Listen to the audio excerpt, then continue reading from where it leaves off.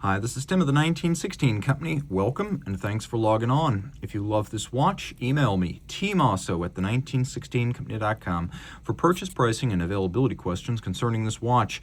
And this watch is a 2022 release based on the 2019 Patek Philippe 5172G Chronograph. The original model featured a lovely blue dial, this one with a salmon dial.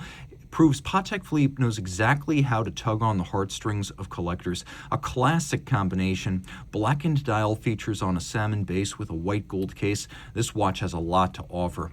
Now, like the original 5172G, this one is 41 millimeters in diameter, and I should be clear, this is the 5172G-010. So you can see 41 in diameter, 11.8 millimeters thick. From lug tip to lug tip, 49.2 millimeters with a 21 millimeter spacing in between the lugs. On my wrist, which is 16 centimeters in circumference, the strap is still fairly stiff. It hasn't been broken in, so I'm pulling it tight and I'm shrinking my wrist. The watch actually wears quite well. You could wear this on a wrist of 15 centimeters circumference once the strap breaks in. It's fairly flat, though not ultra thin. Look how many steps there are to the flank of the case and the slope of the crystal. Yeah, you could definitely ride a cuff up and over that. In terms of down the barrel, you can see that I am compressing my wrist by pulling the strap tight, but I've still got some clearance. Over the top, which always exaggerates the width of the watch, it looks like the lugs are out beyond my wrist, but again, I am pulling the strap really tight.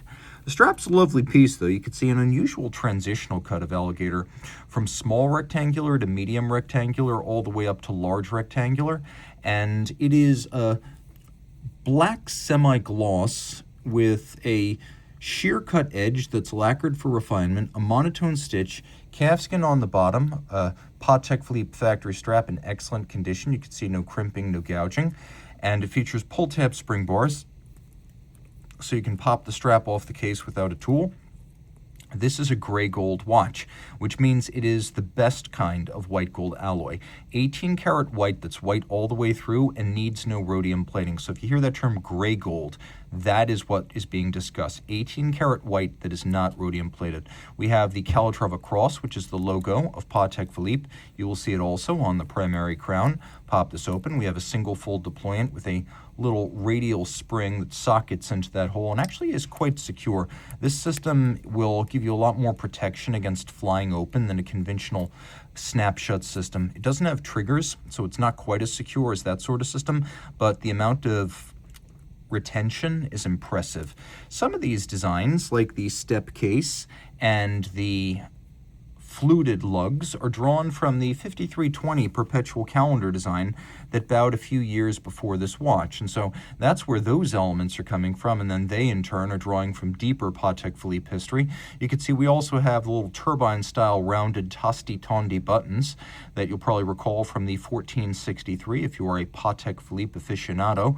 We have a little bit of a countersink of the crown. You can see how it's somewhat recessed into the caseband so it doesn't stand out and become obtrusive. And then we have a very dramatically boxed and cambered sapphire designed to evoke a vintage plexiglass, and you can see the tiers of the case differentiating the different planes and breaking up the visual mass, making it appear thinner than it is. A salmon dial, and they consciously decided to go with more of a vintage look here. Instead of having a tachymetric scale on the bezel, you have that older design of a tachymetric scale on the dial. So with the chronograph seconds hand, you can use the tachymetric scale to gauge the speed of something. It's calibrated to 1,000 units, so presumably 1,000 kilometers per hour. You're going to be timing things like aircraft and race cars, but if you're good with mental decimals, you can also use it for runners around a track. You can see a lot of the fascinating elements here, including black and white gold hands, indices, and numerals for a super sharp contrast, syringe-style hour and minute hands, a counterweighted lancet-style blackened chronograph seconds hand. We have instantaneous jumping chronograph minutes, and you can see that the sub-registers are countersunk, and since this is the 29535 family of Patek chronographs, you can see that the registers are slightly below the plane of the cannon pinion at center. And because this is a modern in-house Patek Philippe caliber, you can see that it does feature a hacking seconds function. Chronograph action is excellent. It's not quite as light in feel as a Lange 951, but in my opinion, the slightly greater effort and sharper detent is preferable to the feel of the Lange pusher, which verges on too light.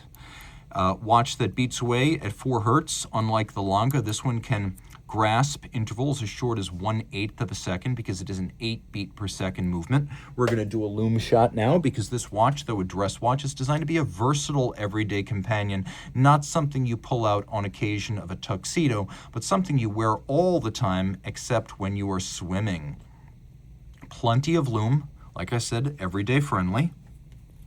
Now we'll take a look at the case back. The case back of this watch shows you caliber 29-535. PS, Petit Second. By that, they mean this little running second sand over here.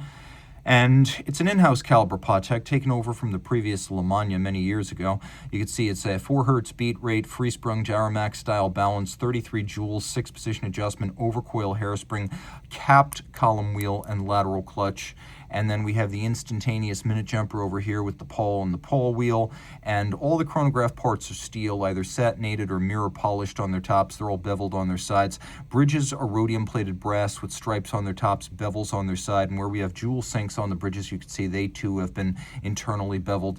We have engine turning in several different sizes on the base plate. And then you can see that the architecture is actually quite impressive, and so is the detailing, which is why I always say choosing between the Lange L951 and Patek's 29535 is purely a matter of priorities. Do you prize the Swiss Genevois aesthetic of a chronograph movement, or do you prefer the modern Glashütte variant? It's just a matter of opinion. Neither one is qualitatively better than the other. There is a lot to love. This is all 30 meters water resistant, and yes, I know Patek has made waves, pun intended, by talking about 30 meters being a real 30 meters today, but as your watch vizier, I cannot necessarily recommend swimming with a push-down crown 30-meter watch. Patek says one thing, I always err on the side of caution. Just know this watch is designed to be used every single day. It is not something you pull out for the most rarefied, genteel, and gentle occasions. It's designed to be a daily driver. 65-hour power reserve, again via a single barrel, so a solid upgrade on the previous Lemania, and a timepiece whose column wheel feel probably defines excellence in the space. So reach out to Team Mosso at the1916company.com for purchase and pricing details.